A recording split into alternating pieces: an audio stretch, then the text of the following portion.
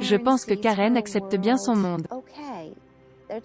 Il y a des moments où elle est frustrée, mais Karen ne voit pas son monde de la même manière que moi.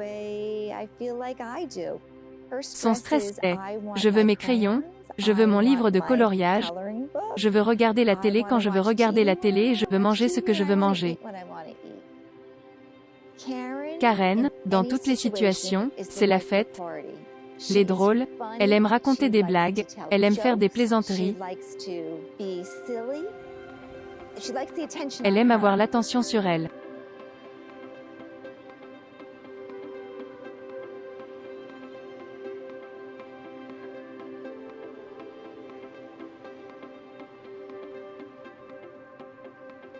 Le souvenir le plus heureux que j'ai de Karen était qu'elle aimait danser et chanter. Elle était dans un récital dans lequel elle portait une petite tenue mignonne et elle aimait juste chanter fort avec enthousiasme. Karen a toujours adoré aller à l'église et s'habiller. Elle adorait être une fille girly et elle portait toujours des jolies petites chaussures à talons. Mon nom est Nancy Kessler et je viens de découvrir que ma sœur a Singapin. Tout cela est tout nouveau pour nous. Nous avons tellement de chance de faire partie de la communauté Singapin. Le soutien nous a submergés. Quand j'ai découvert que Karen avait Singapin, je ne savais pas ce que cela signifiait, je n'en avais aucune idée. J'ai fait un peu de recherche, j'ai mis mes informations sur Facebook. Karen va avoir 65 ans et je suis du New Jersey. Et puis tout à coup j'ai reçu un message de Jess. Elle a dit qu'elle pensait qu'elle est probablement la personne la plus âgée avec Singapin aux États-Unis, peut-être même dans le monde. Le trouble Singapin est un trouble génétique causé par une variation du gène Singapin. Cela entraîne souvent une multitude de problèmes neurologiques différents, principalement des troubles cognitifs et d'apprentissage, de l'épilepsie, des problèmes de comportement, des troubles du sommeil et de l'hypotonie entraînant des problèmes moteurs, des problèmes de motricité globale et des problèmes de motricité fine. Quand j'ai rencontré Karen, elle était en fauteuil roulant et n'interagissait pas beaucoup. Vous savez certainement qu'elle a eu une longue histoire de rencontres médicales et de diagnostics divers et elle avait ses antécédents de troubles cognitifs et de problèmes de comportement et de crises d'épilepsie.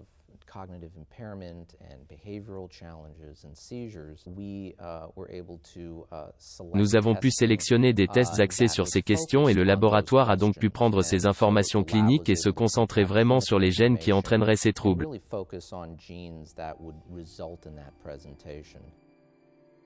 Malheureusement, Karen a eu une vie difficile car cela n'a été diagnostiqué que récemment et auparavant. Elle a eu de nombreux autres diagnostics, dont probablement aucun n'était vraiment justifié dans l'utilisation moderne du terme.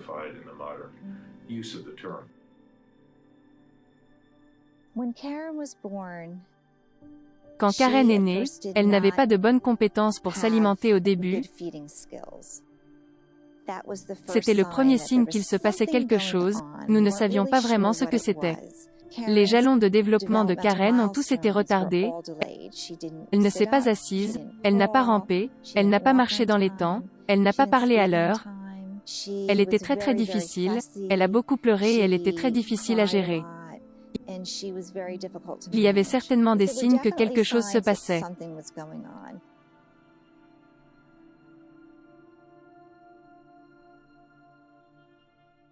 Karen s'est bien débrouillée, c'est une combattante, elle a survécu au traitement du Covid. Elle a perdu un peu d'énergie à cause du Covid et a des conséquences qui ressemblent à un mauvais repos prolongé. Mais elle revient et elle a maintenu son étincelle. Elle est amusante. Elle est amusante à côtoyer.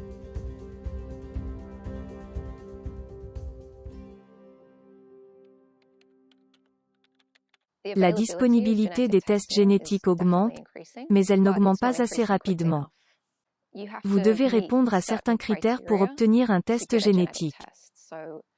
Par exemple, si votre enfant a des retards cognitifs ou de développement mais qu'il n'a pas encore d'épilepsie, il n'est pas garanti qu'il obtiendra le test qui peut diagnostiquer Singapin.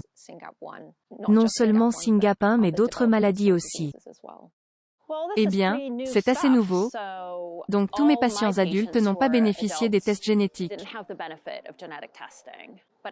Mais je pense que cela se fait de plus en plus pour la pédiatrie. Je pense que c'est important pour les thérapies ciblées. Je pense également que c'est important pour la planification familiale. Si nous savons qu'un frère ou une sœur a une maladie génétique, alors c'est important pour le reste de la famille. Sa sœur Nancy m'a dit que son père avait beaucoup de similitudes avec Karen, alors nous avons pensé que cela allait peut-être être un trouble génétique. Pendant des années, nous nous sommes demandé si Karen avait quelque chose que ma sœur ou moi pourrions transmettre pour ma fille ou mes nièces à leurs enfants. Avec les tests génétiques, nous recherchons souvent de nouvelles mutations appelées de novo. Le mot latin pour les nouvelles mutations. Et la seule façon de vraiment déterminer si une mutation est nouvelle, est idéalement en obtenant l'ADN du patient ou du groupe, ainsi que les deux parents biologiques. Normalement, lorsque nous faisons un séquençage génomique à grande échelle, nous aimons faire ce qu'on appelle un test trio. Dans le cas de Karen, nous n'avions pas ses parents disponibles, nous avons donc examiné les frères et sœurs et d'autres membres de la famille. Et nous les avons testés car cela pourrait également nous donner des informations, pas aussi directement, mais cela pourrait toujours nous donner des conseils, surtout si l'un des membres de la famille avait la même mutation SYNGAP par exemple. Nous pensions que cela allait peut-être passer de son père à elle. Il s'avère que ce n'était pas le cas, c'est une mutation de novo, ce qui signifie qu'elle est la seule à l'avoir dans sa famille, c'est ainsi que nous avons procédé au test génétique. Avoir le diagnostic génétique comme SYNGAP1 pour Karen est extrêmement informatif, il nous indique la cause exacte de la déficience intellectuelle sous-jacente, le syndrome d'épilepsie, et vraiment ce qui se passe neurologiquement chez cette personne. Maintenant qu'elle a le diagnostic, elle peut obtenir des soins encore plus ciblés.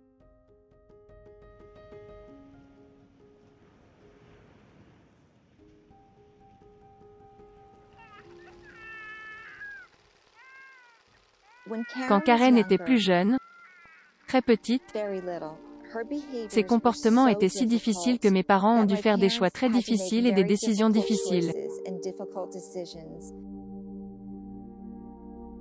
Ils ne savaient pas quoi faire, ils n'avaient pas les thérapies dont on dispose actuellement. Mes parents ont dû compter sur des médecins pour obtenir des conseils et les conseils étaient d'envoyer Karen dans des pensionnats scolaires. Ils n'avaient pas de foyer spécialisé à l'époque. Dès l'âge de 6 ans, Karen a vécu dans des pensionnats scolaires. Karen a eu des crises toute sa vie. Quand elle était plus jeune, on lui a diagnostiqué des crises de grand mal et des crises de petit mal. Elle a reçu un diagnostic de schizophrénie. Depuis le diagnostic de SYNGAP1 de Karen, nous essayons de voir combien de ces diagnostics sont exacts, y compris le dysfonctionnement cérébral organique, la schizophrénie qu'elle avait quand elle était plus jeune, les crises et toutes les autres choses qui se sont produites dans son historique de diagnostic.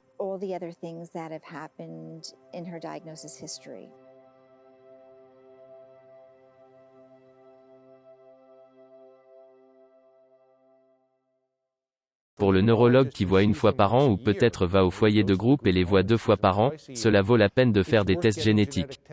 Cela nous dit qu'il y a un groupe de médicaments qui ont tendance à bien fonctionner et qu'il y a en fait un groupe de médicaments qui ont tendance à aggraver les choses, alors obtenir le diagnostic génétique, même chez un adulte de 50 ans peut vraiment changer la nature de la thérapie et, plus important encore, je pense qu'avec toutes les recherches en cours, il y aura des thérapies géniques, il y aura des thérapies de remplacement génique, il y aura des moyens de modifier des gènes pour corriger des mutations anormales avec les enzymes CRISPR et probablement qui amélioreront leur cognition, leur comportement, et espérons-le, leur épilepsie. L'exemple de Karen devrait vraiment encourager d'autres médecins, tous les professionnels qui testent les personnes qui ont des troubles du développement et de l'épilepsie pour trouver la cause profonde de ces problèmes. C'est vraiment bénéfique pour comprendre à quoi ressemble la maladie à différentes étapes de la vie d'une personne. Connaître Karen aide vraiment la communauté des parents à réfléchir à ce à quoi cela ressemblera pour notre enfant à un âge moyen, puis dans la vieillesse et comment nous pouvons nous préparer à cela. Comment les aidons-nous à vivre une vie saine? Comment les aidons-nous à vivre une belle vie jusque dans la cinquantaine et la soixantaine?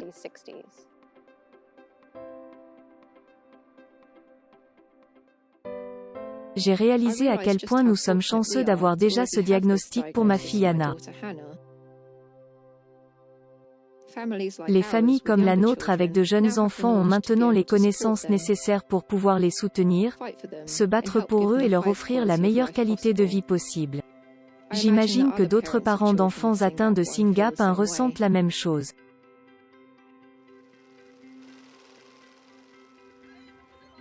Si Karen avait été diagnostiquée plus jeune avec SYNGAP1, tant de choses auraient été différentes. Tout d'abord, ma mère est décédée il y a 20 ans sans le savoir. Elle l'aurait su et cela aurait été beaucoup mieux pour elle.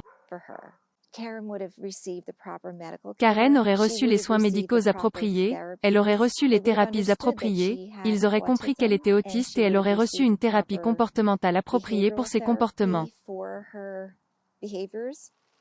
Karen avait subi une intervention chirurgicale pour les comportements à l'époque. Elle avait eu une lobotomie modifiée parce qu'il ne savait pas quoi faire. Cela aurait pu être évité. Tant de choses dans sa vie auraient été différentes. Elle aurait pu rester à la maison. Elle n'aurait pas eu besoin d'aller dans une école résidentielle. Donc, toute sa vie aurait été différente si le diagnostic avait été trouvé à l'époque.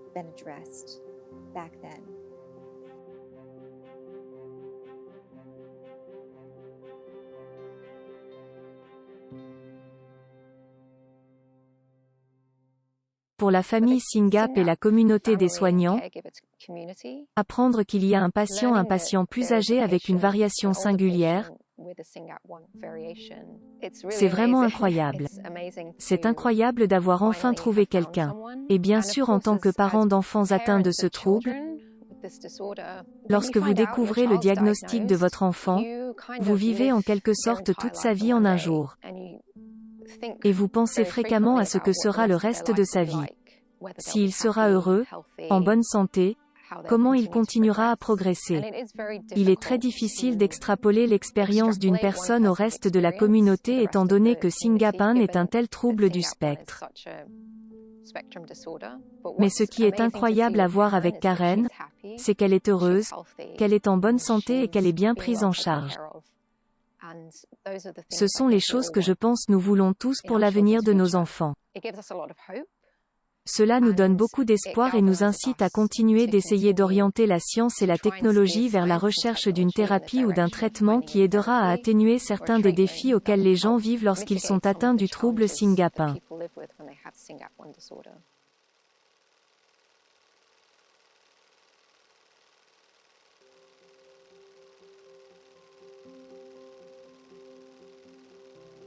Karen aime encore aujourd'hui s'habiller. Elle adore se maquiller un peu, se coiffer, se faire les ongles. Elle adore porter des robes. Karen adore chanter. Elle adore la musique. Si vous demandez à Karen de chanter, elle chanterait pour vous. Elle se souvient de tous les mots de certaines chansons, ce qui est tout simplement incroyable.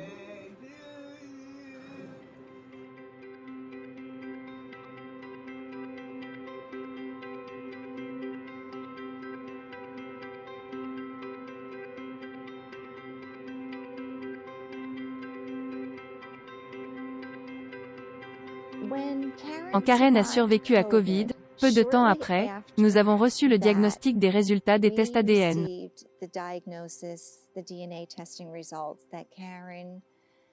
Karen avait SYNGAP1 et nous avons pensé, oh mon Dieu, Karen avait survécu pour une raison.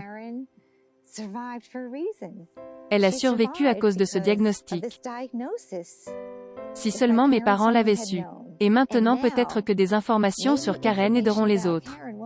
Cela signifie juste quelque chose, et nous célébrons sa vie.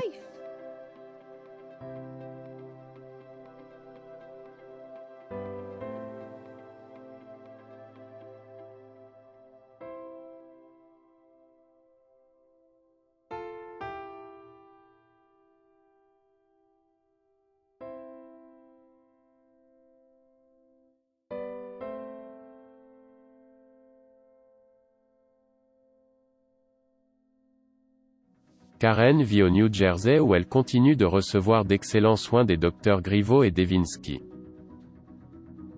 Nancy et sa famille lui rendent visite souvent.